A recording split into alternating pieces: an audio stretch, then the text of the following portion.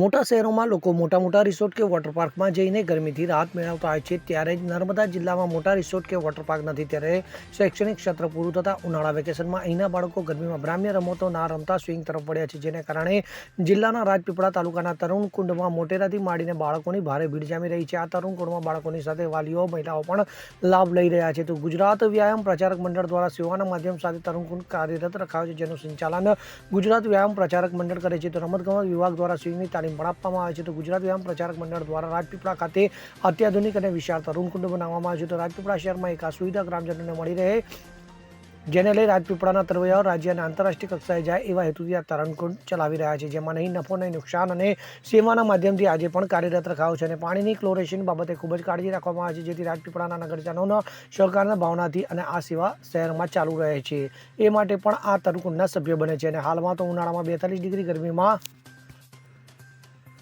તરુણકુંડમાં નાહવાની ખૂબ મજા માણે છે. ઉનાળામાં બાળકો અને ખેલ મહાકુંભના ખેલાડીઓ દ્વારા તરુણકુંડનો બહોળો ઉપયોગ કરવામાં આવે છે અને રાજપીપળા ખાતે સ્વિંગની તમામ રીત શીખવાડવામાં પણ આવે છે. તો ઉનાળામાં નાના બાળકોનો ક્રેઝ જોવા મળે છે. જોકે વેકેશનમાં બાળકો મોબાઈલમાં હાલ વ્યસ્ત થઈ પોતાની આંખો પણ બગાડે છે, ત્યારે આ સ્વિમિંગ પુલમાં 2 કલાક આવતા બાળકોની તંદુરસ્તી પણ સુધરે છે, જેને લઈ વડોદરા, સુરત અને બીજા અન્ય શહેરોમાંથી બાળકો ખાસ સ્વિમિંગ માટે રાજપીપળા આવે છે અને આ બાળકો મોટા થઈને સ્વિમિંગ ચેમ્પિયન બનવાના સપના પણ સેવે છે. આમ જનતા માટે, ગામ માટે આપણે શરૂ કરેલો છે, જે એપ્રિલ અને મે મહિના 2 મહિના દરમિયાન આપણે ચલાવીએ છીએ. અને એ દરમિયાન નાના બાળકોથી લઈને છેક વૃદ્ધો સુધી પણ અહીંયા સ્વિમિંગ શીખવા માટે આવે છે. અને આ સ્વિમિંગ શીખવાથી બાળકોને ફાયદો શું થાય છે કે એક શારીરિક ક્ષમતા તો કેળવાય છે, સ્વિમિંગ શીખતા શીખે છે, એક લાઈફ સેવિંગ શીખે છે. અને હું તો ત્યાં સુધી કહે કે જે રીતે આપણે બાળકોને એક વાહન ચલાવતા શીખવીએ છીએ, તે જ પ્રમાણે એને સ્વિમિંગ શીખવા પણ એમને શીખવવું જ પડે કોઈ પણ હિસાબે. કેમ કે આજકાલ આપણે જ્યાં પણ ફરવા જઈએ છીએ ત્યાં દરિયા કિનારો હશે, અથવા કોઈ રિસોર્ટ હશે, અથવા કોઈ નદી નાળા તળાવની અંદર કે પછી કંઈ બોટિંગ કરવા માટે જતા હોય છે, તો એ બોટિંગ દરમિયાન પણ એ ક્યારેક કથી કોઈ ઘટના ઘટે તો પોતાની જાતનો તે બચાવ કરી શકે. અને એના માટેનું આપણું એક ઉત્તમ ઉદાહરણ હતું કે છેલ્લા 2 વર્ષ પહેલાં વડોદરાની અંદર જે ઘટના ઘટી એમાં 17 બાળકો જે ડૂબી ગયા, પણ એમાંથી જો કોઈકને તરતા આવડતું હોત અથવા થોડોક પણ હાથ પર ચલાવી શકતા હોત તો ક્યાંક એમને મદદ પહોંચી જતે અને એને કોઈકનો પણ બચાવ આપણે થઈ શકતે. એ એક લાઈફ સેવિંગ તો સ્કિલ છે, પણ સાથે સાથે જો ભવિષ્યની અંદર જો રમતની અંદર તે આગળ વધતો ચાલે, સ્વિમિંગની અંદર વધુ પ્રેક્ટિસ કરતો થાય તો તે ભવિષ્યમાં તે એક સારો સ્વિમર પણ બની શકે છે. इंद्रवदन जड़ी स्विमिंग कोच, छोटूपुरानी degree college of physical education.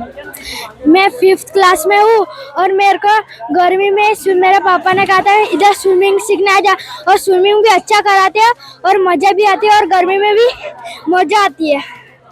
ये कितना काम आएगा लाइफ में? बहुत सारा, कभी हम पानी में डूब जाएंगे तो भी काम आएगा। दूसरे को मुझे स्विमिंग सीखने के बाद मुझे तो काम आएगा, कुछ घटना बनेगी उसमें भी काम आएगा। नाम और मेरा नाम है, माय नेम इज प्रथम संदीप पटेल। રાજપીપળા ખાતે વ્યાયામ પ્રચારક મંડળ દ્વારા અહીંયા સ્વિમિંગનો આખો કાર્યક્રમ ચાલે છે અને એની અંદર વેકેશન પીરિયડની અંદર બાળકો મોબાઈલથી દૂર રહે અને જે મોબાઈલની અંદર અત્યારે ન્યુસન્સ કહેવાય એ ન્યુસન્સથી બાળકો દૂર રહે અને વેકેશન પીરિયડની અંદર બાળકો સ્વિમિંગ કરીને પોતાની તંદુરસ્તી જાળવે. સાથે સાથે આટલા નાના બાળકો સ્વિમિંગ શીખીને ભવિષ્યની અંદર આપાતકાલ જેવી સ્થિતિ સર્જાય એમાં પણ આ બાળકો ભવિષ્યના તૈયાર થાય. દેશના વડાપ્રધાન માનનીય નરેન્દ્રભાઈ મોદી સાહેબે અત્યારે એક ફિટ ઇન્ડિયાનું એક મુવમેન્ટ ચલાવ્યું છે અને એની અંદર એમને દેશને એવું આહવાન કર્યું છે કે મેદસ્વીતા ઘટાડો. એનો એક આ જીવતો જાગતો દાખલો છે. રાજપીપળાની જનતા આ પ્રત્યે જાગૃત થઈ છે એવું કહી શકાય કે બાળકો અહીંયા અને એમના વાલીઓ, એના માતા પિતા એમનો અહીંયા સમય ફાળવીને બાળકોને સ્વિમિંગ શીખવાડે છે. આપણે એવું કહી શકીએ કે આજનું જે આ નાના બાળકો છે 2036માં સ્વિમિંગમાં તૈયાર થઈને ભાગ લેશે એવી આશા રાખીએ છીએ. દિનેશભાઈ ભીલ, જિલ્લા રમત વિકાસ અધિકારી, નર્મદા. જ્યોતિ જગતાપ સાથે CN24 ન્યૂઝ, રાજપીપળા.